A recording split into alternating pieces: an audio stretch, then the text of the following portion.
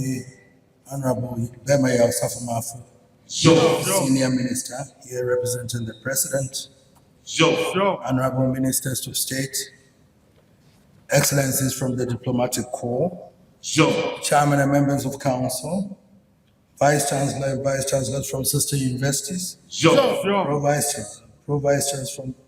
Chancellors from sister universities, Registrar and Registrars from sister universities, former Vice Chancellors, Pro-Vice Chancellors and Registrars present, members of Parliament and MMGCEs, provosts of colleges, members of convocation, senior and junior staff, alumni of the university, invited guests, members of the press, parents, guardians, ladies and gentlemen. It is with great joy that I welcome you to the 58th congregation of our great university, the Kwame Nkrumah University of Science and Technology, Kumasi. Today we gather to celebrate academic achievements and honor the spirit of resilience, ambition, and discovery that defines this remarkable congregation. As we celebrate our graduates, I wish to express my appreciation to our dedicated staff, whose hard work underpins the success of this institution.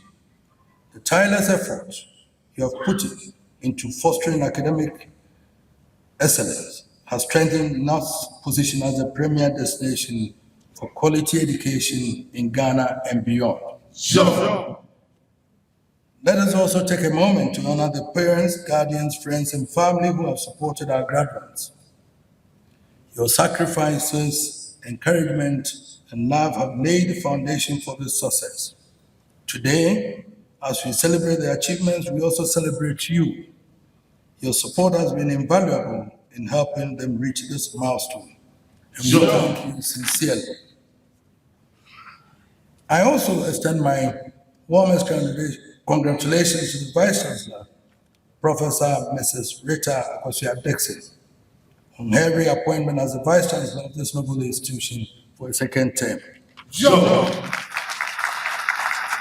Additionally, I congratulate the newly appointed Pro-Vice Chancellor, Professor David Asamoah, for stepping into this prestigious role. He was introduced to me sometime last week. I'm confident that his extensive expertise, as told me, in dynamic leadership will greatly support the Vice Chancellor in advancing NUST's mission and further enhancing its reputation. Distinguished ladies and gentlemen, each graduation ceremony provides an opportunity for reflecting on issues affecting our nation. And as Chancellor, I wish to urge us to reflect on some critical issues. I am confident, and I'm not alone in believing that we are living through the most dangerous period in human history. Africa is caught at the pit of an existential crisis from climate change, for which it bears no responsibility, but must now pay its heaviest price. In the heart of Europe and in the ruins of Gaza, mankind is slowly but seriously drifting into wars, the consequences of which could be incalculable. And all of this stems from the failure, the refusal of men and women to let go of past grievances. Across the African continent, political divisions have deepened conflicts and undermined the scope for cooperation. The refreshing harmony of the ECOWAS sub-region is now endangered by conflicts. And now, in our country, our pride and joy as a fountain of democracy is imperiled by developments that can only stick in our throats. After our lofty experiences of the past 3 decades, how sad it is how sad is it to see the impasse in our legislature, the continuing antipathy towards the institutions of state that should guarantee our peace and stability, and particularly in the challenge to the rule of law. We may have been through some of these experiences before and overcome them, but the vehemence of the current impasse carries forebodings we cannot simply afford. Our political leaders are in danger of ignoring the lessons of our history and the penalties of miscalculation in a febrile political environment, except possibly within the unwelcome ambit of a one-party state. There is no system of governance which can be sustained without a process by which differences are reconciled and litigation is brought to an end. It is not just a necessary requirement of our constitutional democracy, it is one of the strengths of African traditional governance. When we send men and women to parliament, we expect them to engage in rigorous debate, but we also expect them to be able to reconcile conflicting opinions, have the good sense to recognize the point at which litigation becomes self-serving and valueless, and decisions become obligatory. Our legislators cannot trash the lessons of our history and expect to retain their honor among the people. This is the worst possible time to put our nation through this drama. In the first place, our democracy has not developed the resilience which can sustain a prolonged political crisis. Secondly, like many countries in the post-COVID world, our economy is not in the best shape. Whoever wins this election is going to have a battle on his hands to rejuvenate the economy.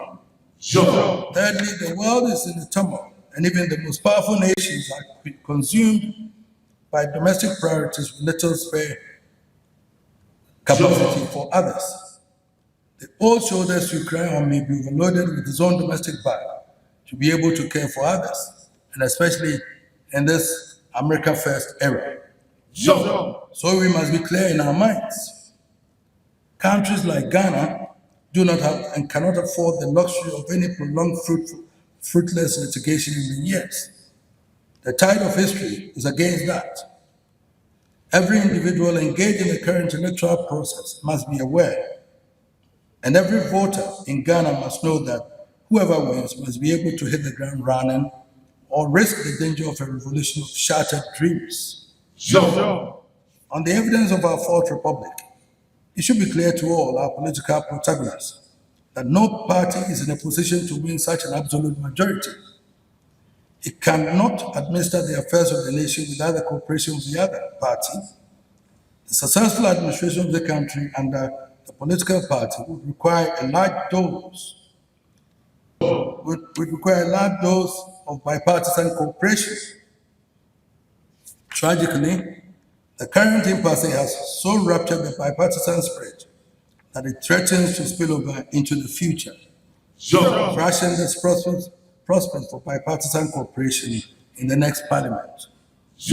This is the certain route to ruin, and it has to be unacceptable to every Ghanaian who cares about our common destiny. Let us join together the beating of hearts of our people from the village to city across Ghana and invoke the cardinal spirit of reconciliation to urge our political leaders to step back from the path to green and return to the path of bipartisan cooperation to restore our hopes for future progress and prosperity. Let us drink from the faith of our forefathers and fortified by the blood and tears of heroes and martyrs, resolve to shine through the gloom and head for the skies to take our just place at the banquet of human progress. And now to the graduates, now to our beloved graduates. Today we celebrate you. Your journey to this moment is a testament to your hard work, resilience, and dedication. You, the graduating class of 2024, stand ready to make an impact in Ghana, in Africa, and around the world. As your chancellor, I'm confident in your potential to achieve greatness and to make a positive impact on the world stage. As you embark on your next chapter, I urge you to carry forward not only the knowledge but the values you have acquired during your time from this university. Integrity, humility, compassion, and service are the marks of success. Use these values as your compass, guiding your actions and decisions in all that you do. Remember that your success is not measured by personal achievements alone, but by the positive difference you make in the lives of others. Be of service to your communities, uplift those in need, and strive to leave a lasting impact. Yo.